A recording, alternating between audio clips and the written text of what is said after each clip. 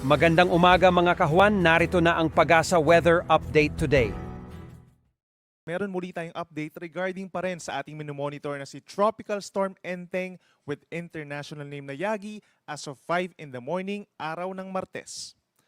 As of 4 in the morning po ay huling namataan ang sentro nitong si Tropical Storm Enteng sa coastal waters po ng Paway sa Ilocos Norte na po.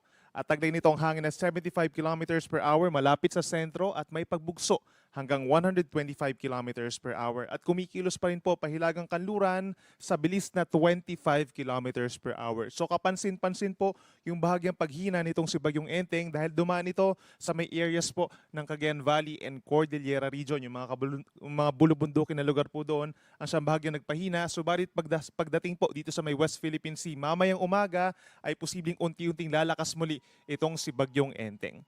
Samantala, based naman sa ating latest satellite animation, asahan pa rin po ang mataas na tsansa ng mga pag-ulan.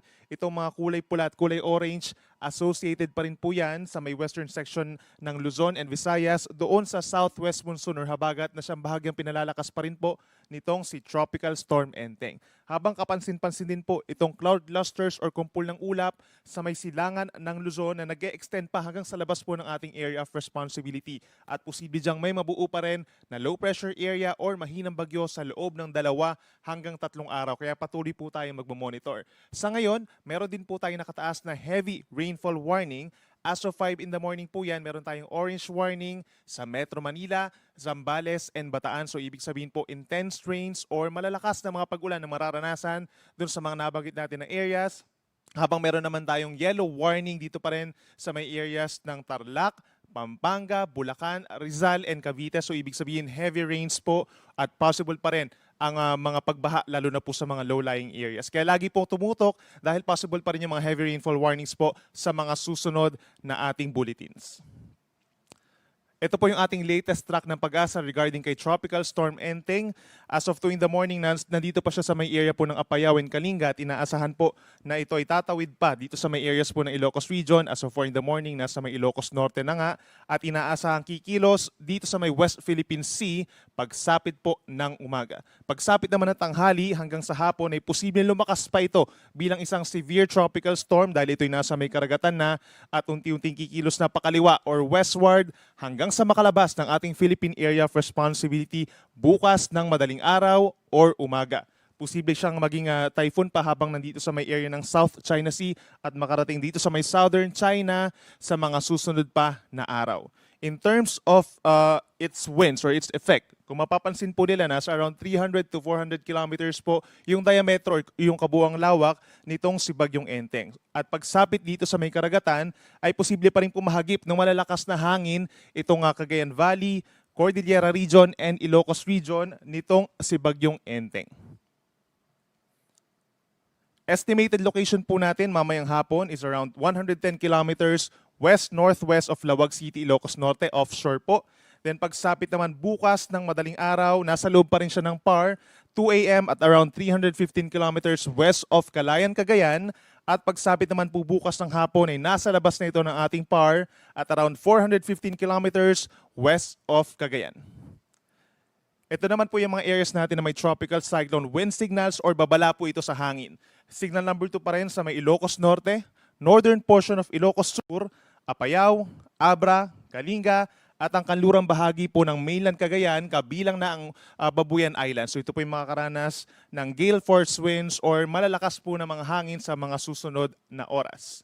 Meron naman tayong tropical cyclone wind signal number 1 or strong winds sa natitirang bahagi ng Ilocos Sur, northern portion of La Union, gayon din ang Mountain Province, Ifugao, northern portion of Benguet, gayon din sa Batanes, natitirang bahagi pa ng Cagayan, kabilang na rin ng Babuyan Islands, Isabela, northern portion of Nueva Vizcaya, at northern portion of Quirino. Yung ibang areas pa rin po dito sa may Aurora and other parts of northern Luzon ay nabawasan na po yung ating tropical cyclone wind signals. At aasahan pa rin natin habang kumikilos pakaliwa itong si Bagyong Enteng ay mas mababawasan po yung ating mga wind signals in some areas of northern Luzon mamayang tanghali.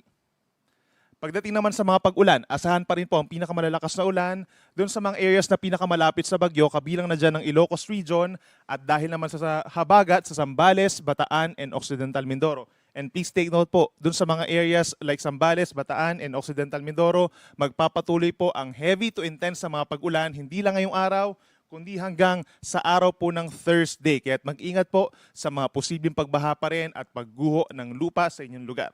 Samantala, meron naman tayong moderate to heavy rains for today sa may areas po ng Cagayan Valley and Cordillera Region, direktang epekto ng bagyo, habang may habagat pa rin na iiral ngayong araw dito sa Nueva Ecija, Tarlac, Pampanga, Bulacan, Metro Manila, Cavite, Batangas, Rizal, Laguna at hilagang bahagi po ng Palawan. Kaya't possible pa rin tayo magtaas ng heavy rainfall warnings dito sa mga areas nito sa susunod po na 24 oras.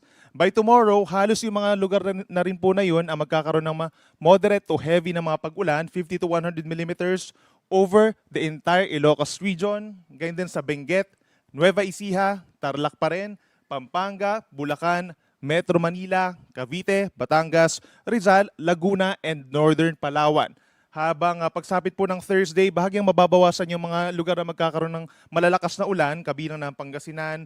Pero nandyan pa rin po sa may Nueva Ecija, Tarlac, Pampanga, Bulacan, Metro Manila pa rin po, halos buong Calabarzon at hilagang bahagi pa rin po ng Palawan.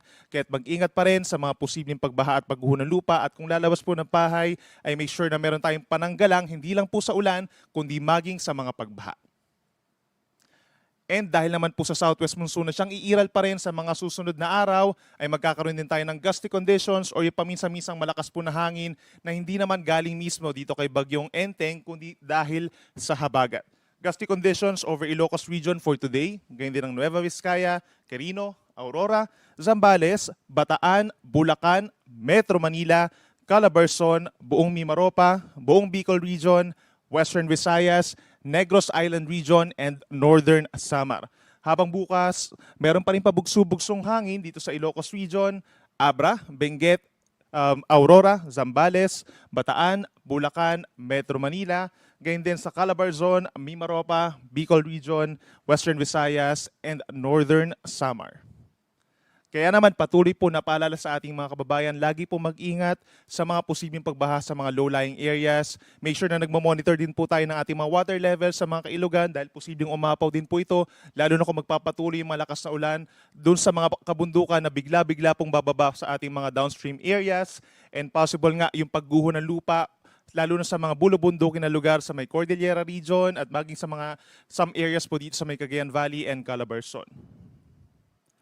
And in terms of our waves, sa mga coastal waters po natin, meron tayong gale warning pa rin or babala sa matataas na alon dito sa may northern and central Luzon, kabilang ng mga baybayin ng Batanes, pababa ng Ilocos Norte, Ilocos Sur, La Union, Cagayan, kabilang ng Babuyan Islands, Isabela, hanggang dito sa may Aurora. So tinanggal na po natin yung gale warning sa may Quezon and Camarines Norte. Hanggang 4.5 meters po yung magiging taas ng mga alon ngayong araw. Dito sa mga areas na to, equivalent sa 1.5 palapag po ng gusali, delikado sa small sea vessels. Kung merong wind signal, automatically po suspended for all types of sea vessels. Pero kapag gale warning at wala naman pong wind signals, yung mga small sea vessels po, possible na pagbawalang pumalaot. At yung storm surge naman po, daluyong ng bagyo na 1 hanggang 2 metro, possible naman po dito pa rin sa norte, kabilang ng mga baybayin dito sa Cagayan, Isabela, Ilocos Norte at Ilocos Sur.